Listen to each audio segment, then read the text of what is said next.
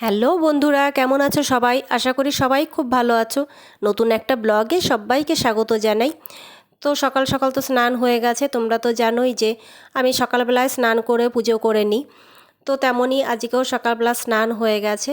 তো এখন মাখছি মুখে একটু ময়শ্চারাইজার, নিভিয়ার ময়শ্চারাইজার মাখছি, তারপরে সানস্ক্রিন মাখছি। তো যতই ঘরে থাকি তো সানস্ক্রিন তো মাখার দরকার পড়েই, আর ঘরে থাকলেও মাঝে মাঝে তো একটু ছাদে যাওয়ার, বেলকনিতে যাওয়ার সেগুলো দরকার পড়ে। তো তার জন্য সানস্ক্রিনটা মাখা খুবই দরকার, কারণ সূর্যের আলো তো ঘরে আসতে, তো সেই জন্যেই আরও মাখতেই হবে। আর এই গরমের সময় এত রোদ্দুরের তাপ, তো না মাখলে পারে এমনিই এত ঘরের মধ্যে ট্যান পড়ে যায়, সেখানটায় ছাদে গেলে তো আর ওই ট্যানের ব্যাপারটা থাকে। তো তার জন্যেই কিছুটা প্রোটেকশান যেটুকুন নেওয়া যায় সেই আর কি। তো দেখো আমার এমনি সব কিছু হয়ে গেছে, মাথা আঁচড়িয়ে তারপরে সিঁদুর পরে চুলটা বেশ ভালো করে বেঁধে নিয়েছি। তো আর একটুখানি যেহেতু চুলের মাঝখানে ভেজে, তো ভাবলাম যে চুলটা ছেড়েই দিই। আর ঠাকুর ঘরে গেলে পরে তো এরকম ছাড়া চুল নিয়ে যাওয়া যাবে না, কারণ এমনি যেখানটায় ধূপকাঠি প্রদীপ জ্বলে, তো কখন অন্যমনস্ক হয়ে গেলে পারে আবার চুলে আগুন ধরে যাওয়ারও ব্যাপার থাকে। তো তার জন্যে চুলে সবসময় একটা গার্ডার বা ক্লিপটা লাগিয়ে যাই। তো এখন একটা আমি ক্লিপই লাগিয়ে যাব। তো চুলটা পুরোপুরি ছাড়াও থাকবে না, আবার বাঁধা থাকলে পরে চুলটা ভেজা থাকবে, তখন আবার অসুবিধা হয়ে যাবে। এমনি ঠাকুর ঘরে খুব গরম। তো দেখো এখন যাচ্ছি ছাদে, ছাদ থেকে একটু ফুল তুলে নেব। তো আজকে গাছে ফুটেছিল দুটো জবা, তো দুটো জবা তুলে নিলাম, তারপরে কটা নীলকণ্ঠও তুলে নিলাম, কারণ কয়েকটা নীলকণ্ঠ ফুটেছিল, আর কটা নয়নতারা তুলে নিলাম।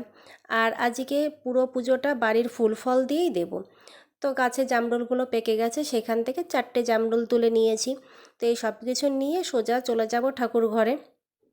তো এমনিতে ঠাকুর ঘরে যে গিয়েই আগে অন্য ঠাকুরগুলো জাগানো, তারপরে গোপালকে জাগানো। তো সব ঠাকুরকে জাগানোর পরেই লাস্টে গোপালকে জাগাই, কারণ গোপালকে জাগিয়ে তারপরে মুখ ধুইয়ে গোপালকে একবারে স্নান করে সব ঠাকুরকে খেতে দিয়ে দিই। তো ওই জন্যেই একটু বেশি সময় লাগে, আর ঠাকুর ঘরে গরম বলেই পুরো ঘেমে যাওয়া হয় দুপুরবেলা, তো এটা আরও বেশি একটু কষ্টকর ব্যাপার থাকে। ওই জন্যে সকাল সকালে এই কাজটা করে নিলে পরে অনেকটা সুবিধা হয়। তো তেমনই সব কিছু করে নিয়েছি। তো পুজোর পরে আছে অনেকটাই রান্না আজকে, বেশ একটু রান্নার ঝামেলা আছে। তো তার জন্যেই আজকে এখন দেখো রান্নাঘরে কিন্তু অনেকটা রান্না হয়েও গেছে। তো সবার লাস্টে আমি করছি দই কাতলা। তো কাতলা মাছগুলো আগে নুন হলুদ মাখিয়ে, অল্প হলুদ মাখিয়ে পরিমাণ মতো নুন দিয়ে আগে ভেজে নিয়েছি।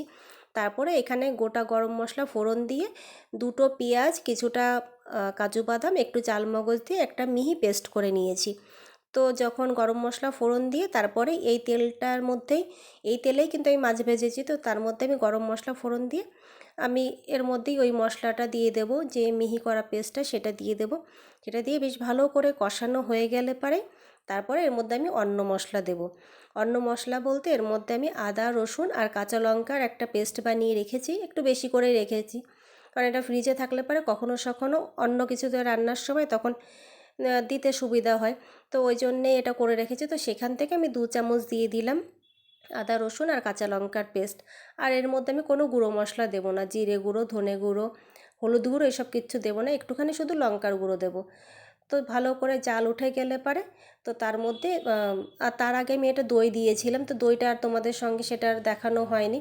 তো জাল উঠে গেলে পারে তারপরে মাছটা দিয়ে ভালো করে নাড়িয়ে চাড়িয়ে, আর যে একটা মশলা, ভাজা মশলা আমি করে রাখি, তো সেটাই দিলাম। তো সন্ধ্যাবেলা সিজার নাচ ছিল, নাচ থেকে বাড়িতে এসে আবার আরেকটু রান্নার ব্যাপার আছে। তো রাত্রের রান্নাটা বেশ একটু তোড়জোড়ই রান্নার ব্যাপার। আর এই রান্নাটা আমি কিন্তু আজকে প্রথম দিন করছি, এর আগে আমি কোনো দিনও এটা করিনি। তো আগে আলু পেঁয়াজ ভেজে নিয়েছি, আর করব আজকে মটন। তো অনেক দিন ধরে সিজা মটন খাওয়ার কথা বলছিল, কিন্তু আনা হচ্ছিল না। আর যা গরম পড়ছিল, তো বৃষ্টি পড়ার পরেই ওর বাবা মটন আনলো, কিন্তু রান্নাটা ওর বাবারই করার কথা ছিল।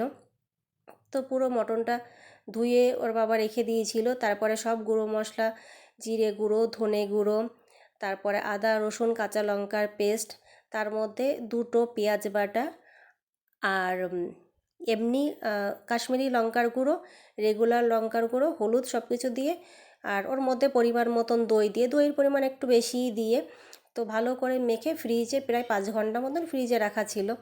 তো এখন প্রায় 9:30 মতন বাজে। তো আমি 9:30টার সময় রান্নাটা শুরু করলাম। তো ভাবলাম যে আমিই করি রান্নাটা। আর ওর বাবা এটা মেখে দিয়েছিল, আমি সব মশলাগুলো দিয়েছিলাম আর বাবা ভালো করে মেখে তারপরে ফ্রিজে রাখা ছিল। তো আজকে সাহস করে আমি রান্নাটা করা শুরুই করলাম, কারণ মটন আমি খাই না, ওই জন্যে মটনের গন্ধটাও আমার একদম ভালো লাগে না, মানে খুব বাজে লাগে গন্ধটা। তো তার মধ্যে দিয়েই আমি কিছুটা রান্না করছিলাম, মানে কিছুটা কষাচ্ছিলাম, আবার আগুন কমিয়ে বাইরে একটু হাঁটাহাঁটি করছিলাম, মানে এইভাবেই রান্নাটা করেছি। আর চিমনি চালানো থাকলে অত বেশি গন্ধ আসে না, কিন্তু যেহেতু আমি খাই না ওই জন্য আমার কাছে গন্ধটা আরও বেশি করেই আসছিল। তো রান্নাটা দেখো কষানো হয়ে গেছে আর আমি পাশে গরম জল করে রেখেছি। তো মাংসটা এখন প্রেসারে দিয়ে দেব, প্রেসারে দিয়ে বেশ কতগুলো সিটি দেব। তো এমনিতে তো মটন শক্তই থাকে, প্রেসারে তো দিতেই হবে। তো ভালো করে কষানো হয়ে গেছে, এবার আলুগুলো দিয়ে তারপরে মাঝখানে আমি এখানটায় টোটাল 7টা সিটি দিয়েছি। 4টে সিটি দেওয়ার পরে অনেকক্ষণ থাকার পরে আমি আলুগুলো তুলে নিয়ে তারপর আবার 3টে সিটি দিয়ে আবার কিছুক্ষণ ছিল, তারপরে এখন খুলে নিয়েছি। তো খোলার পরেও দেখলাম যে আরও অনেক ভাপ ছিল, আরও কিছুক্ষণ রাখলে হয়তো ভালো হতো, কিন্তু অনেকটাই রাত হয়ে যাচ্ছিলো, খাওয়ার সময় হয়ে যাচ্ছিলো, তো আর রাখা গেল না।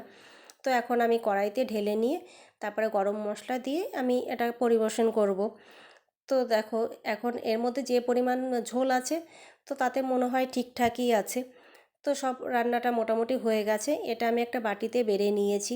আর মাংসটা যথেষ্ট সফট হয়েছে, আর আমি তো খাইনি তো সেই জন্য তো আমি বলতে পারবো না এটা কেমন হয়েছে, যারা খেয়েছে তারাই বলতে পারবে। তবে যেটুকুন বুঝেছি তাতে লঙ্কার পরিমাণটা কম ছিল। তো ভিডিওটা কেমন লাগলো অবশ্যই জানিও। টাটা।